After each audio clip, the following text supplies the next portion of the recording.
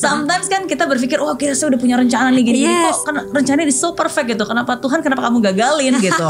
Iya kan? Iya. Kok jadi nyalain Tuhan ya nggak sih? Bener. Sebenarnya Mbak Marissa itu awalnya cita-citanya pengen jadi pramugari. Exactly. Okay, I'm gonna work for Reader's Digest. Aku akan apply. Ternyata masuknya ke TV. Bagaimana Mbak Marissa melihat karir 5 tahun ke depan? Sosial media ketika kita scrolling tanpa mikir tuh ya, semakin lama kita menghabiskan waktu di membuka sosial media. The more money they make, we make no money at all. Dan aku tuh nggak pernah punya target, Mer. Oh ya? Iya, orang selalu bilang it's so funny. Karena kalau aku baca, sebenarnya Mbak Marissa itu awalnya cita-citanya pengen jadi pramugari. Exactly, just because I want to travel for free. Ya kan, siapa sih yang gak mau jalan-jalan gretong gitu. So that's how it started. Tapi akhirnya gara-gara waktu itu aku belum lulus S1, sedangkan waktu aku apply ke Singapore Airlines mereka membutuhkan orang yang udah S1, akhirnya tidak diterima gitu ya. Udah.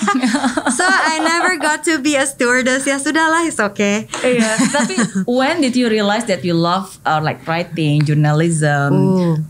Itu waktu sebetulnya itu bukan sesuatu yang aku langsung tahu sih, Mer. Ya namanya juga anak remaja. Kamu dulu waktu remaja kan juga pasti bingung, gue mau ngapain ya nanti kalau misalnya udah gede. Mau jadi gitu. insinyur elektro. Oh iya, ya ampun gemes banget. Kecil, iya. Oh my god, so gemes. Terus akhirnya sekarang jadi yang jauh banget gitu profesinya kan. Betul. So for me, waktu aku remaja tuh aku suka banget memang nulis buku harian.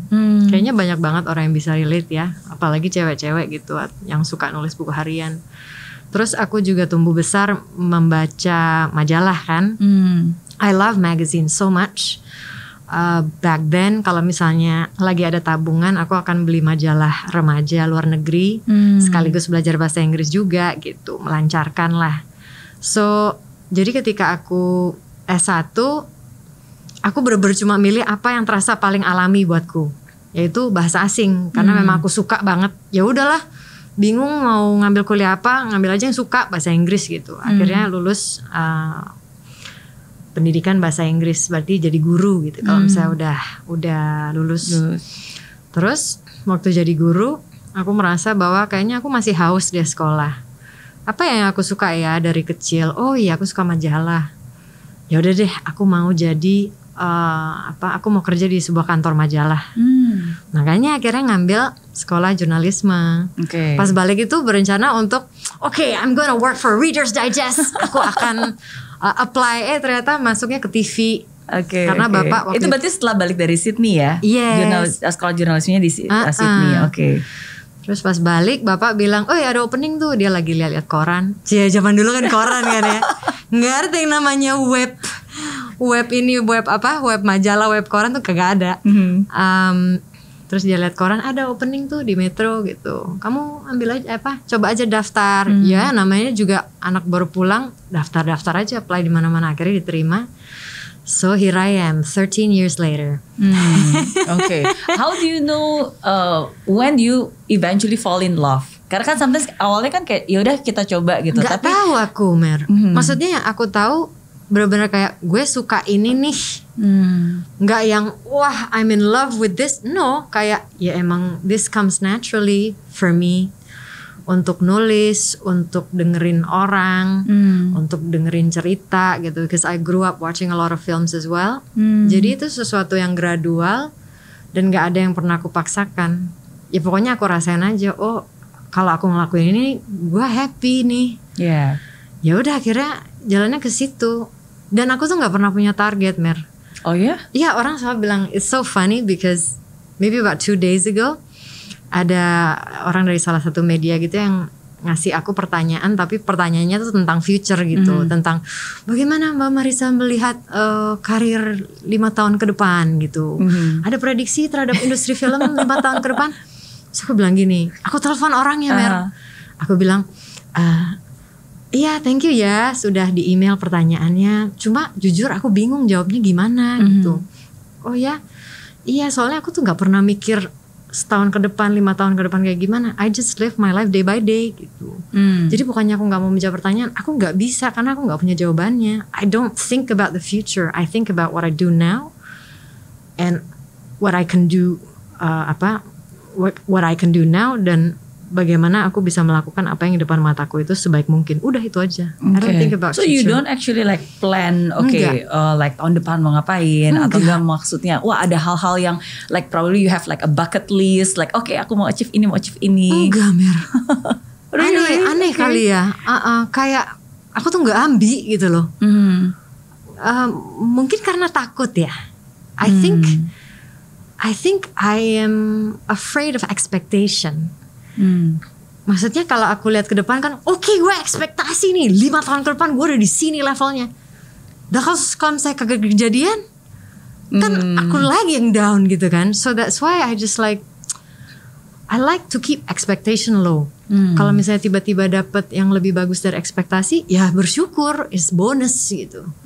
Daripada udah target segini, setinggi ini terus tiba-tiba nggak dapet, terus kita jadi kecewa sama diri sendiri. It's like, yeah, but that again, it's just me, right? Yeah. Oh, that's interesting. I thought, aku bayangin seorang Marissa itu seseorang yang pasti punya goal, punya target. Misalnya kayak contohnya, like for example, like how do you get the Chevening scholarship?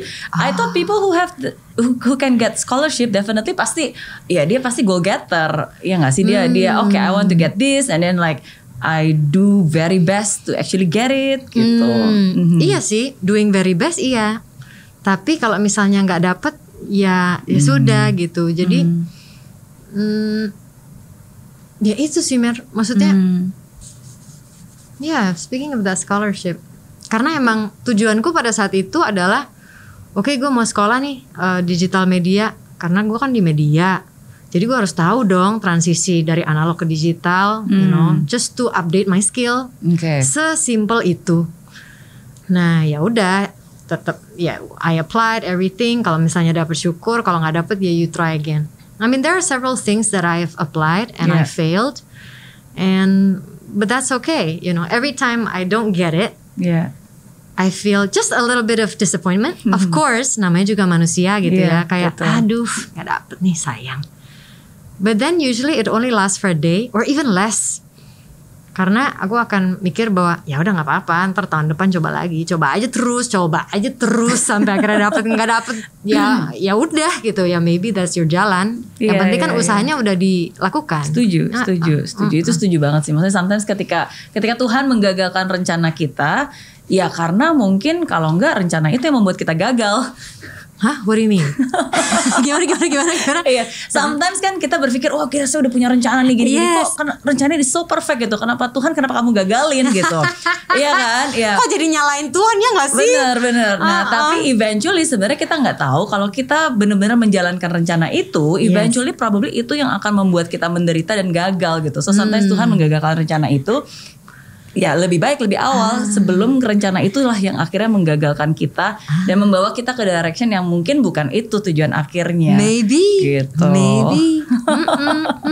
Oke. But it's interesting sekarang Marissa you inspire people through through your mind. Oh, thank you. Marissa's mind is great mind. It's nice, you know. I watched some of the video and I think it's very intriguing, membuat kita berpikir, menjelaskan beberapa hal yang sebenarnya nggak mudah untuk dijelaskan, but you explain it well, with your way, your contohnya apa expression. yang kamu pikir, oh ini sebenarnya susah dijelasin tapi terjelaskan gitu. Which topic do you think? Yang aku suka, yang benar-benar relate banget the first few seconds itu aku nonton tentang monotasking. Ya enggak sih Mer, ya enggak sih. Monotasking. Ya kan? Iya. Kamu ngerasain banget itu ya? Aku ngerasain banget. Kadang-kadang aku lagi ngerjain sesuatu nih, terus tiba-tiba aku ingat, astaga, aku yaudah aku WhatsApp dulu deh gitu kan. Terus aku buka WhatsApp. Cuma kadang-kadang kalau kita nggak fokus, kita buka WhatsApp, terus sebelum kita mau WhatsApp ke orang yang lain, ternyata ada yang lain lagi, aku ngeklik ini, terus udah gitu nyambung kemana-mana, tuh sampai-sampai udah setengah jam. Tadi mau ngapain ya? Exactly. Ya enggak sih.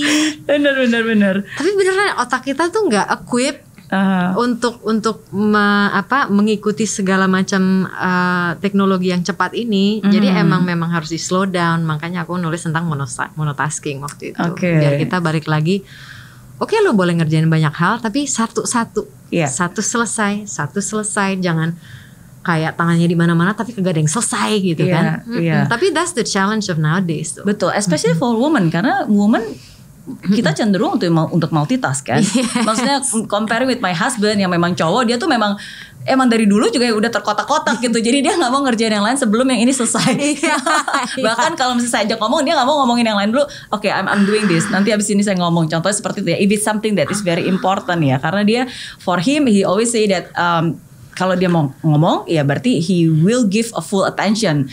Jadi daripada dengerin sampai saya gini, ya lebih baik ya udah mendingan saya tahu kamu ngomong, saya selesaiin ini, abis itu baru saya ngomong sama kamu 100%. Gitu. Aku juga kayak gitu sekarang. Persis kayak suamimu. Jadi kalau aku kerja, misalnya aku lagi nulis, suamimu kerjanya apa tuh? Nulis ya? Maksudnya banyak orientasinya nulis. He's my boss. There you go. Maksudnya ya pasti kan dia kan responsibility-nya juga besar kan. Sebagai bos dia pasti responsibility-nya besar. Betul. Jadi aku ngerti banget ketika dia ngomong, oke, bentar ya, gue lagi fokus nih sekarang di sini. Ini urgen apa enggak? Kalau misalnya enggak urgen, boleh ditunggu.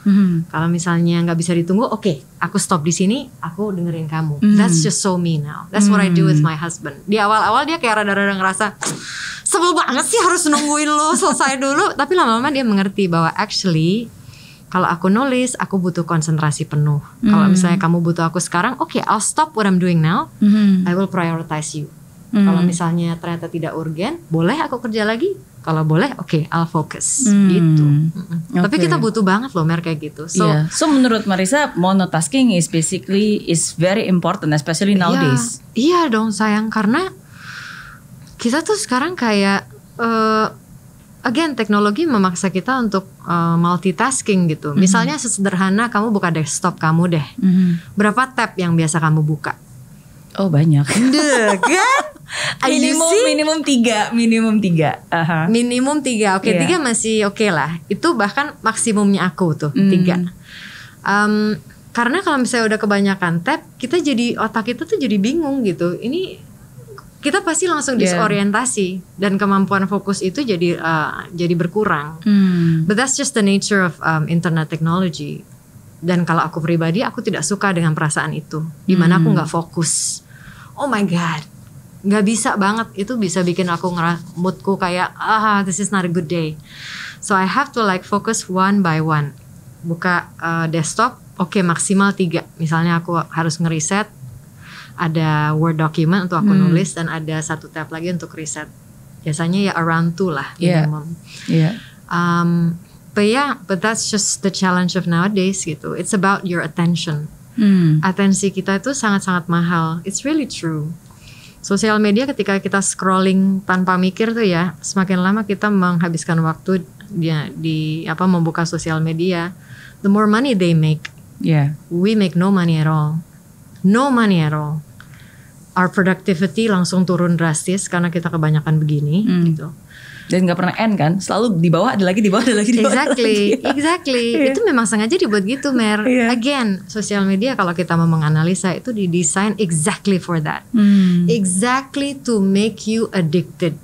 Scrollingnya kagak ada berhentinya. Setidaknya kalau misalnya kita baca koran kan, ya di halaman terakhir udah habis, sudah stop. Kita bisa mikir yang lain gitu. Kalau ini kan nggak terus dan semakin sensasional sebuah konten kan kita juga jadi semakin lama ngeliatin gitu kan. And then what? We are not productive. They make the money, we make nothing.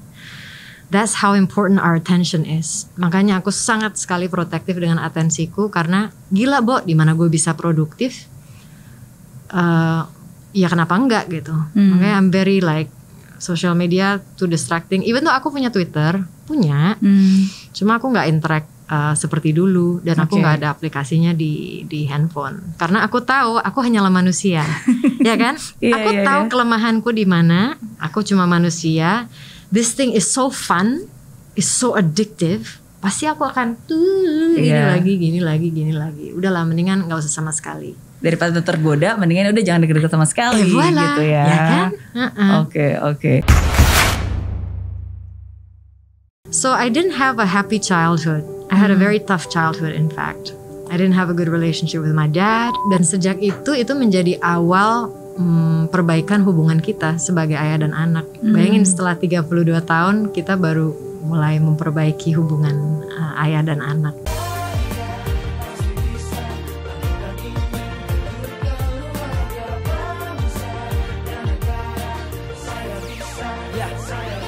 Laksana bumi tanpa hujan, hidup tanpa tujuan, kering dan mati tanpa hijaunya tumbuhan.